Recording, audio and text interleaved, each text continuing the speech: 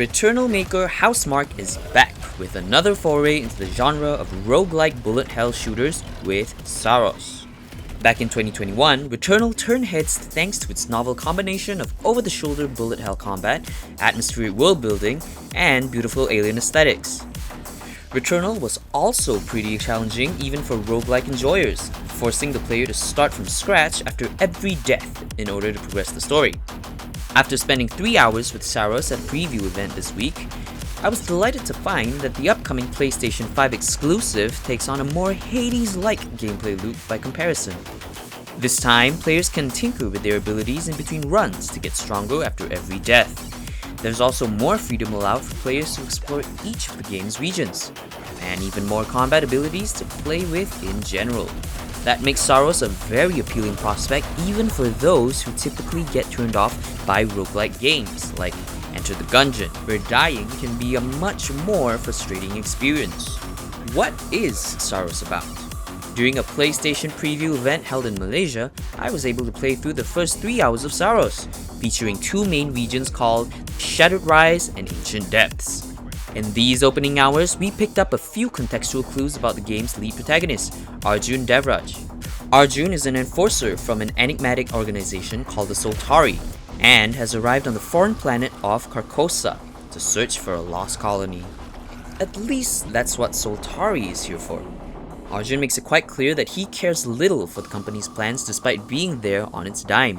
He's here to search for a missing woman named Nydia, whom he shares a deep and personal, but frustratingly vague relationship with. Unlike Returnal, Arjun isn't exploring Carcosa alone. Although he has to fend for himself against the many threats this planet holds, he can also count on the rest of his Soltari crew to help out. It's unclear where the rest of Saros' story plans to take Arjun, but the hook is already there.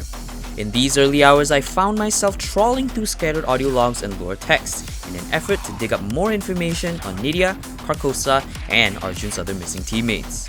Having crewmates chirping in Arjun's ear throughout a run does take away from the sense of isolation that Returnal had going for it, but it's clear that Housemarque is aiming to deliver a different tone with his story.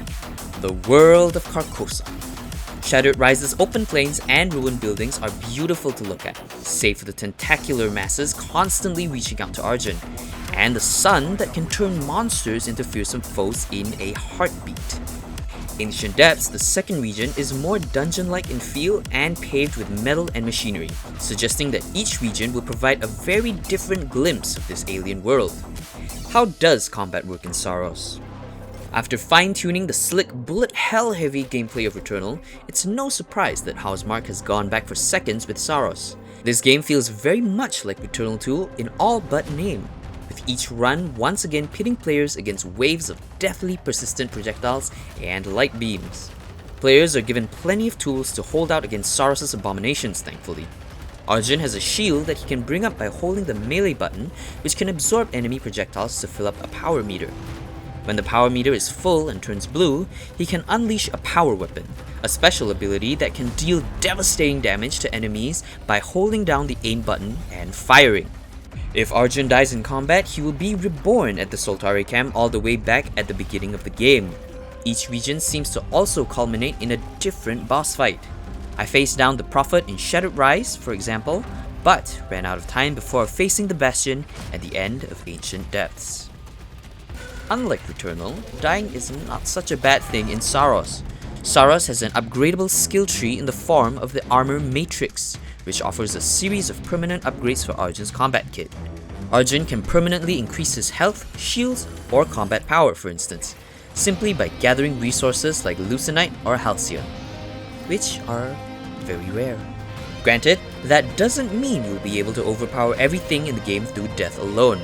Segments of the Armor Matrix are gated by Saros' major boss fights, which means that you'll eventually have to use good old-fashioned skill to gain access to more permanent upgrades.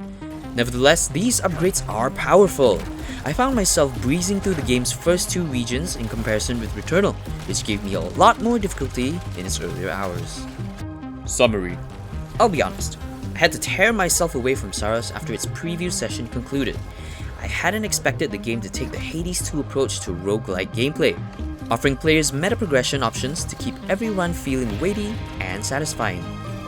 It's safe to say that this game does lose something in exchange for this higher level of accessibility, however. Returnal was isolating, cold, and punishing, but Saros feels much faster paced, with a story that moves fast and upgrades that come often and voluminously.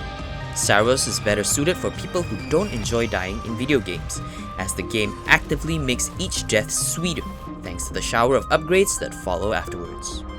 For more games like Saros and the like, don't forget to like, subscribe, and we'll see you in the next one. See ya!